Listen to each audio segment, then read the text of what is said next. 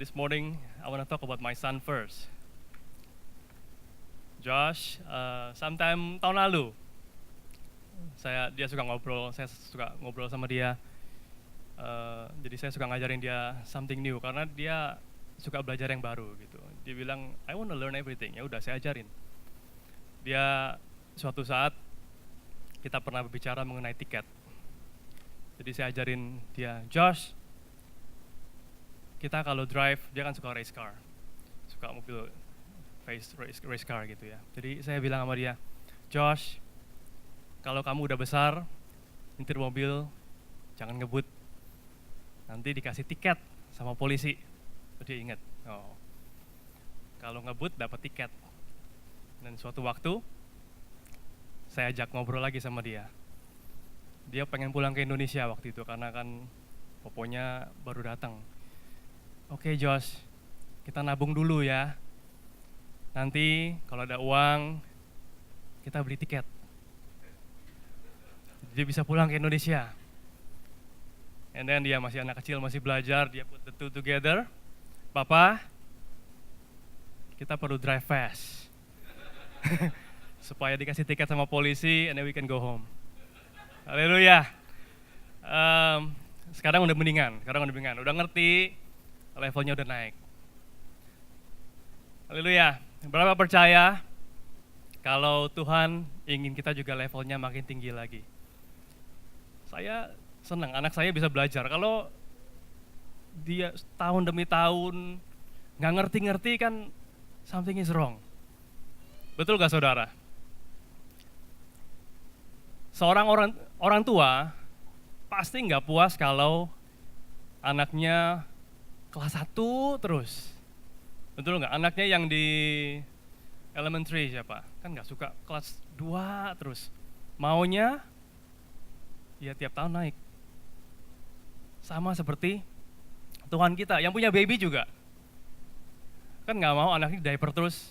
After a while, setelah beberapa tahun, diaper itu mesti dilepas, ganti celana dalam. Betul kan?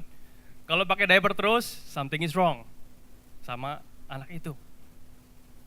Hari ini, saya memberikan judul Going to the Next Level. So, saya mengucap syukur untuk the song selection. Tadi kita nyanyikan lagu Jadikan Aku Indah. Judul yang saya berikan hari ini, Going to the Next Level. Dan saya mau mulai dengan banyak dari saudara mungkin belum di tempat ini lebih dari 10-15 tahun. Jadi saya akan berikan sedikit sejarah mengenai gereja ini. Gereja ini kita mulai dari tahun sekitar 1992, 93, itu dari Home Fellowship, saudara. Building ini belum ada. Kita dari Home Fellowship di rumah keluarga Trisna. Tante Mary udah ada, keluarga Om Simon. Kita mulai dengan sekitar 10-11 orang. Tapi 1 orang udah dipanggil Tuhan. Sebagian udah pulang ke Indonesia. Kita mulai dari Home Fellowship, saudara. Kemudian kita diberkati, kita diberikan fasilitas di satu gereja Amerika, Assembly of God, di Clear Lake. Jadi kita bisa berbakti di sana. Bukan gereja kita, tapi kita boleh diberikan fasilitas.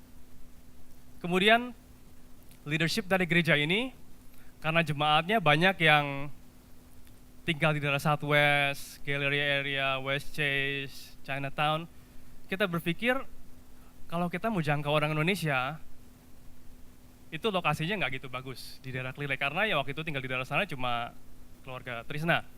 Jadi kita semua waktu itu student, yang lain-lain itu kita mesti drive all the way dari Southwest area ke Clear Lake. Jadi after kita berbakti di sana, kita mikir oke, kita perlu cari lokasi yang bagus. Oh udah, jadi kita cari hotel. Oh kita pindah dari one hotel to another. Dikomplain. Ada yang ingat komplainnya apa? Yang angkatan 45. Drumnya, musiknya kekencengan. This is like a weekly complaint gitu ya. Kita dari hotel Courtyard Marriott di dekat Richmond sama Bellway 8. Nah bukan, Richmond sama 610. Terus di Doubletree, Westheimer, dekat Galleria, Holiday Inn. Lalu yang terakhir di Comfort Inn. Itu nggak ada storage, saudara. Kalau nggak salah the first yang 2 atau 3 yang pertama itu nggak ada storage. Jadi every Sunday kita tuh mesti bongkar pasang. Ini semua bongkar pasang saudara. Sekarang mah enak. Tinggal nyalain udah nyala gitu, tinggal operate. Dulu every Sunday kita mesti bongkar pasang. Tuhan bawa kita physically from the physical aspect dari satu level ke level yang lainnya.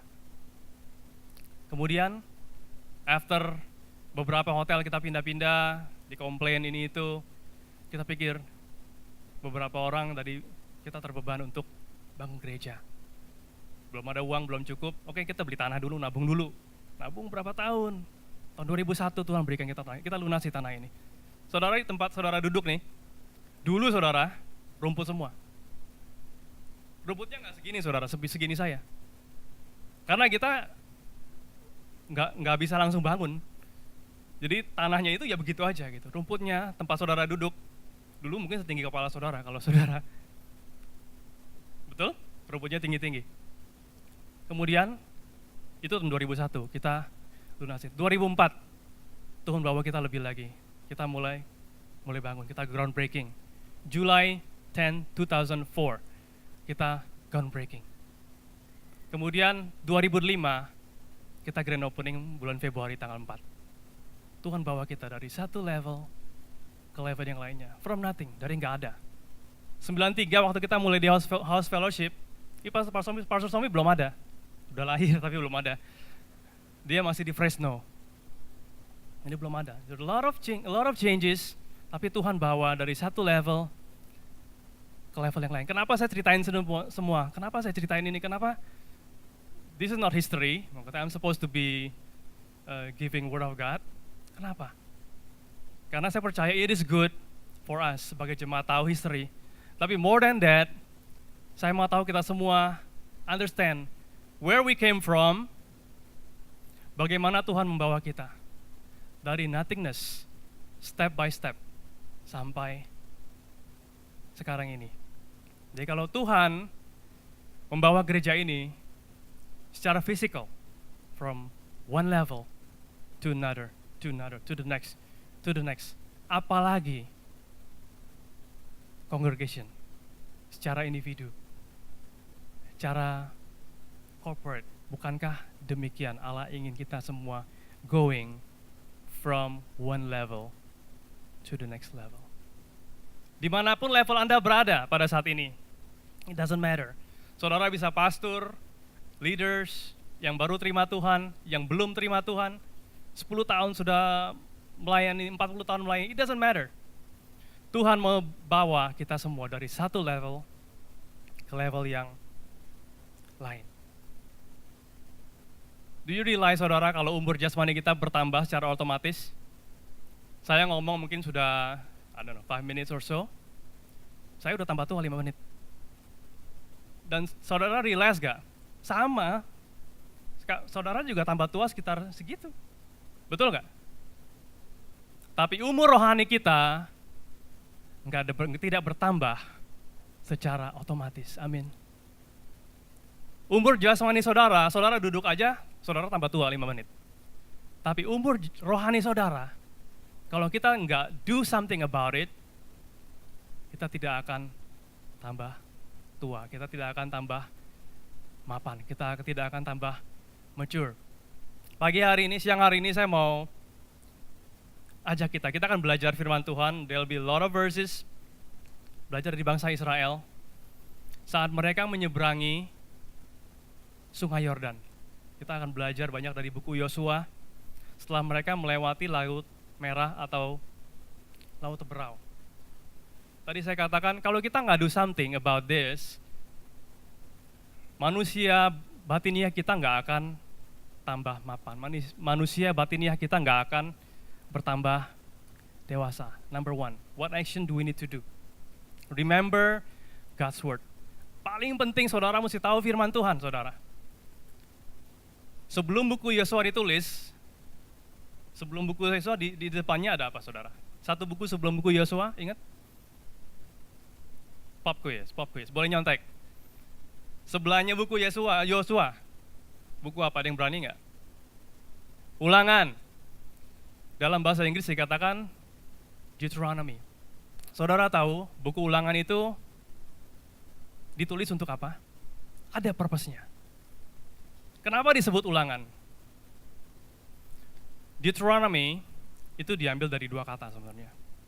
Deutero artinya second, dua. And then nomi artinya nomos, law. Artinya the second hearing of the law. That's why dalam bahasa Indonesia kita katakan ulangan, bukannya tes, bukannya ujian. Ulangannya itu bukan dalam arti tes atau ujian, tapi something yang diulang. Something yang repeated. Ini adalah pesan yang Moses berikan sebelum dia meninggal. Di akhir kitab ini, Deuteronomy ulangan, dituliskan Moses meninggal. Yang luar biasa kalau saudara perhatikan, Moses bisa menulis bahwa dia meninggal. Aneh ya, because that is inspired. Yang tulis itu Moses. Tapi bisa dituliskan, Moses meninggal, lalu Tuhan mengubur dia, dan masih ada gitu. Berarti dia tahu. Dan Tuhan, Holy Spirit inspire what will happen.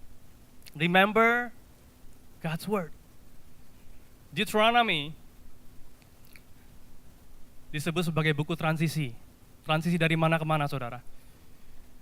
Israel keluar dari Egypt, from Exodus, mereka di wilderness, di padang gurun, sebelum mereka masuk ke tanah Kanaan. Sebelum mereka menyeberang Sungai Yordan. It's called the book of transition. It's supaya bangsa Israel itu diingatkan kembali. Ini loh, dulu Allah kamu itu melakukan ini. Supaya kamu ingat nanti kalau kamu masuk tanah perjanjian, yes, I remember.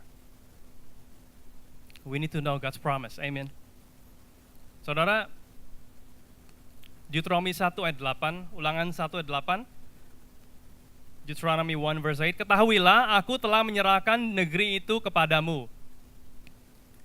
Masukilah, dudukilah negeri yang dijanjikan Tuhan dengan sumpah kepada nenek moyangmu, yakni Abraham, Ishak, Yakub untuk memberikannya kepada mereka dan kepada keturunannya. Ini perkataan ini bukan cuma sekali disebutkan. Beberapa kali.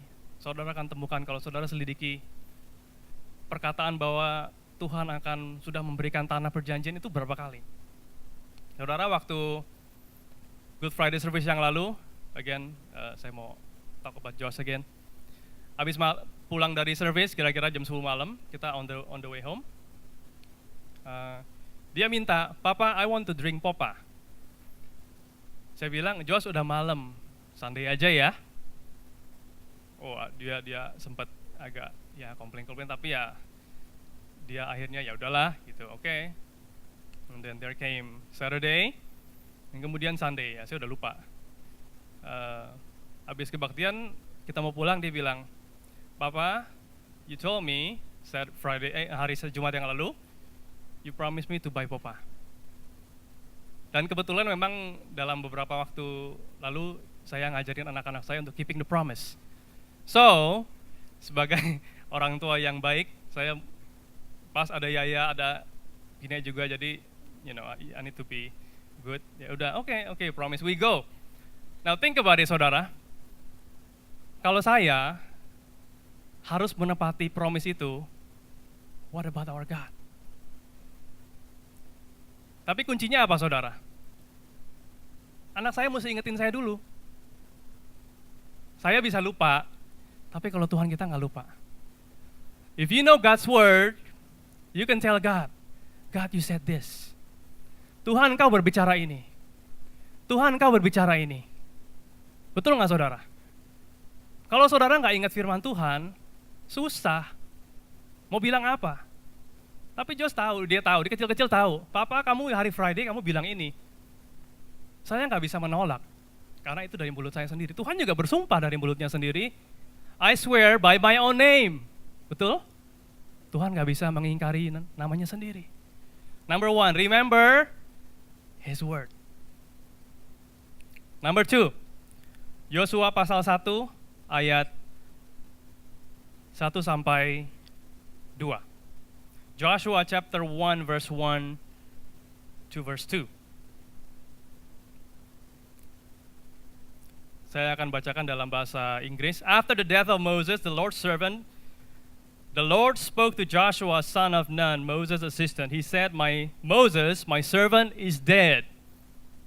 Therefore, the time has come for you to lead these people, the Israelites, across the Jordan River into the land I am giving them. This is New Living Translation. Saya lebih suka translation ini. Dituliskan, Moses, my servant, is dead. Therefore, it is time.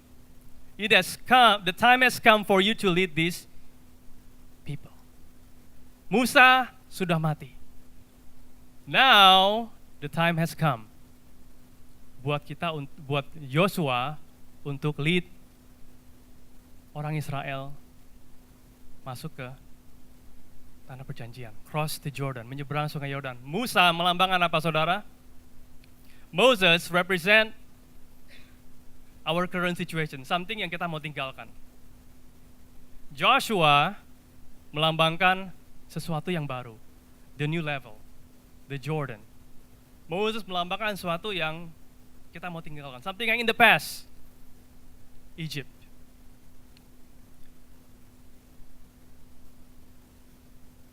Sometimes sulit bagi kita untuk close the book. Saudara, saya percaya di dalam kehidupan saya, saudara masing-masing, ada Moses, ada Joshua. Betul, saudara? Di dalam setiap kita ada Musa di sini yang menarik kita untuk membuat kita sulit untuk go to the next level. Tapi ada juga Joshua yang mau menarik kita ke depan. There's always the Moses part in you. There's always the Joshua part in you.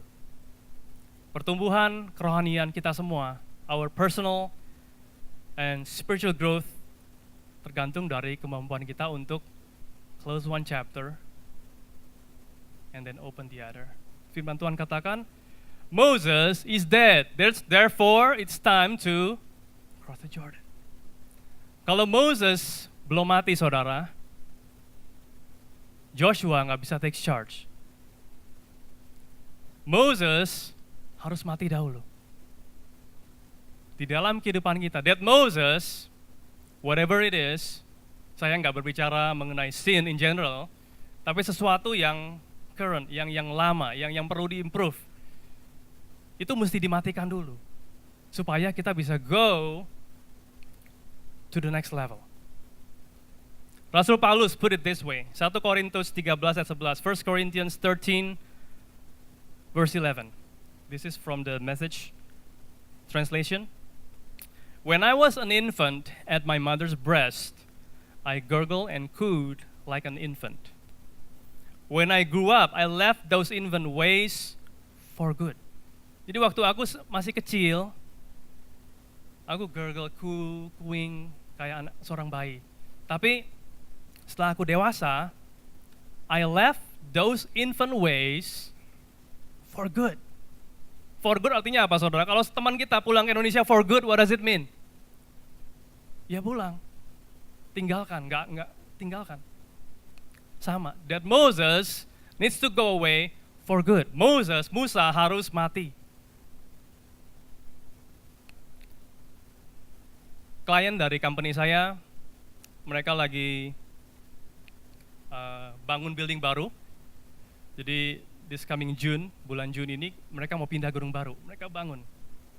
Jadi beberapa bulan terakhir itu mereka send notice terus. Okay, this week lantai ini sampai lantai ini clean up day. Jadi mereka siapin, saudara, big container, trash container, yang recycle, yang shred, mereka siapkan.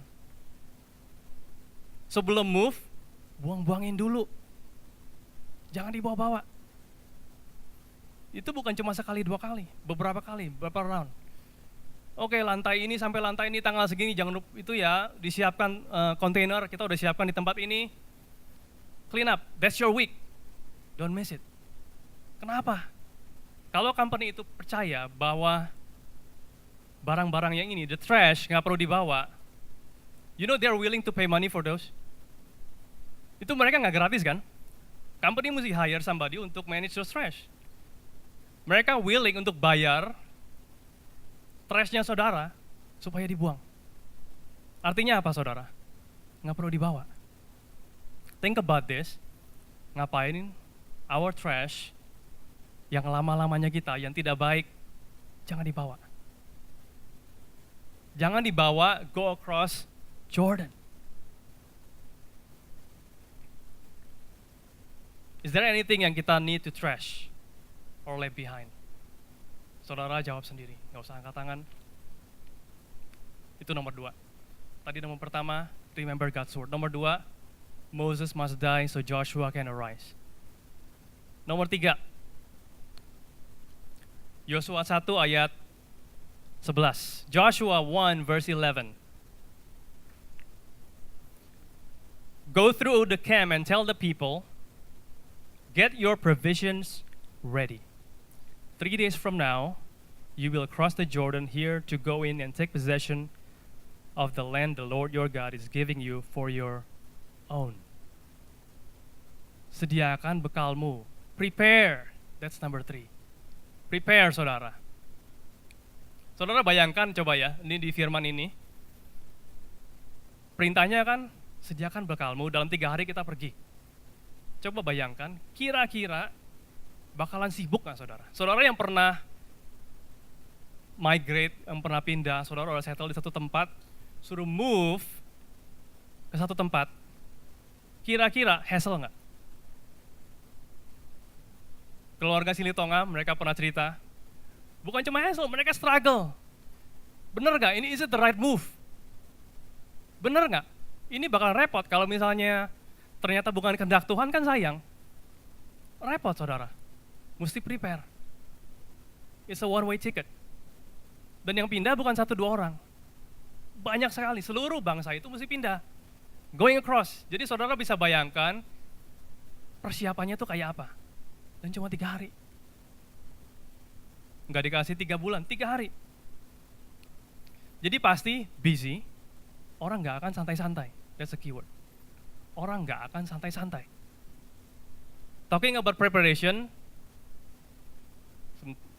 this year kita akan see a wedding.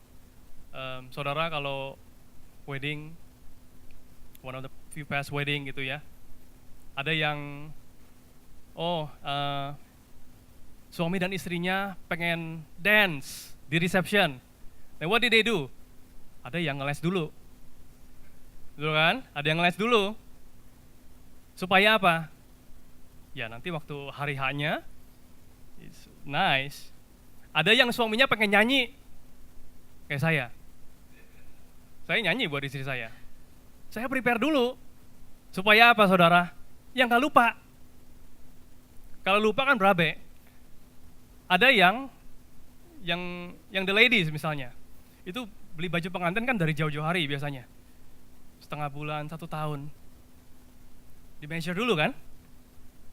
You need to make sure on the D-Day, size-nya sama. Betul nggak? Mesti prepare, make sure you can fit in.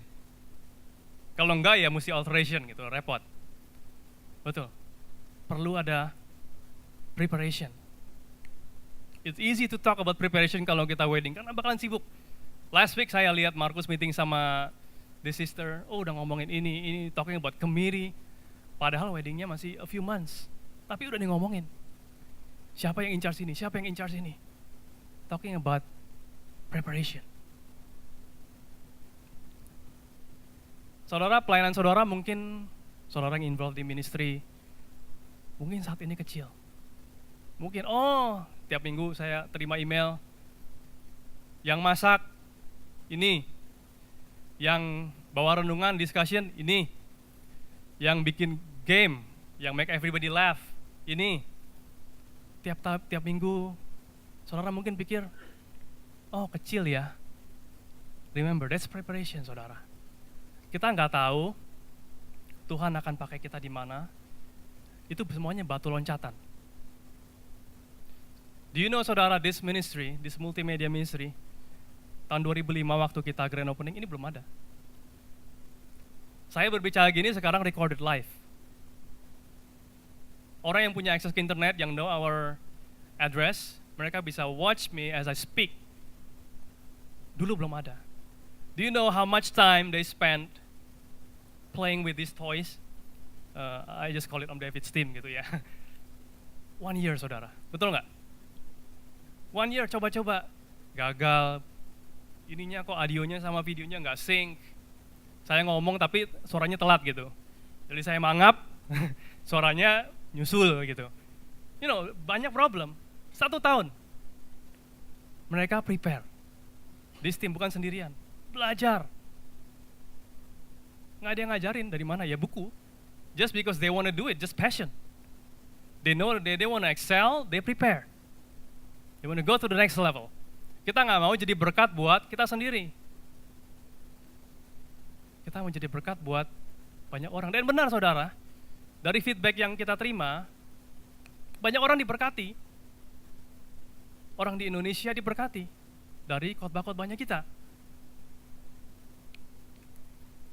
Moses, we learn about Musa lagi. Musa sebelum memimpin bangsa Israel di padang gurun, juga dipersiapkan Tuhan. Dia dibesarkan di istana Firaun. Tapi kemudian dia membunuh 1 orang. Dan dia lari. Dia melarikan diri dari Firaun karena Firaun mau ngejar dia, mau membunuh dia. Dia lari. Akhirnya Tuhan tempatkan dia di Midian. Jadi mengembalakan kambing domba. Mertuanya. Bertahun-tahun. Sebelum dia mengembalakan, sebelum dia memimpin bangsa Israel, Tuhan taruh dia gembalakan dulu kambing domba dulu. Sebelum gembalakan orang. Karena sama, ternyata orangnya itu seperti kambing saudara. Bersungut-sungut, komplain. Jadi paling enggak ada persiapan. Daud, sebelum diurapi menjadi raja atas Yehuda, saudara ingat, anybody remember, Tuhan menolak Saul. Betul kan? Tuhan udah menolak Saul. Jadi Tuhan berkata kepada Samuel, kamu ke rumah Isai. Nanti aku tunjukkan siapa yang kamu harus urapi. Anaknya Isai ada 8. Daud gak masuk hitungan. Dijejerin kan, satu-satu panggil. Oke, Eliab, nongol, tinggi, besar perawakannya. Alkitab mengatakan perawakannya baik, tinggi, soldier material gitu ya. Tuhan berkata kepada Samuel, bukan yang ini. Adiknya, Abinadab, lewat lagi. Tuhan bilang, bukan yang ini. Satu lagi, sampai 7 orang lewat. 7 orang. Tuhan bilangnya kok no terus. Daud gak ada di sana. Orang tuanya sendiri gak anggap dia. Sampai Samuel tanya, ada lagi gak anaknya? Karena Tuhan ini belum bilang nih, Tuhan bilang suruh ke rumah Isai, tapi kok Tuhan gak bilang, yes kasih green light. Isai tanya, dia kasih tahu, ada satu lagi mengembalakan kambing domba. Panggil. Ternyata benar saudara, Daud dipanggil. And then saat itu Tuhan katakan, this is the one. Urapi dia. Daud juga sebelum menjadi raja, go through preparation juga, persiapan juga. Dia gak pernah berlatih berperang. Waktu dia lawan Goliat tantang dia kan. Dia cuma bisa bilang, ya aku belajarnya itu, kalau ada domba yang mau dimakan sama singa atau beruang, ya aku hajar itunya, aku matiin. That's where the training ground is, saat dia on the low spot. You know, saudara kalau bayangkan gembala, you know, it's not high place, tempat yang rendah, something smelly, bukan tempat yang nice. Joseph, sebelum Yusuf diangkat menjadi penguasa atas Mesir, nomor 2-nya Firaun. Firaun berkata, kepadamu perintahmu Kepada perintahmu seluruh rakyatku akan taat. Hanya tahta inilah kelebihanku daripadamu. Gak ada bedanya saudara.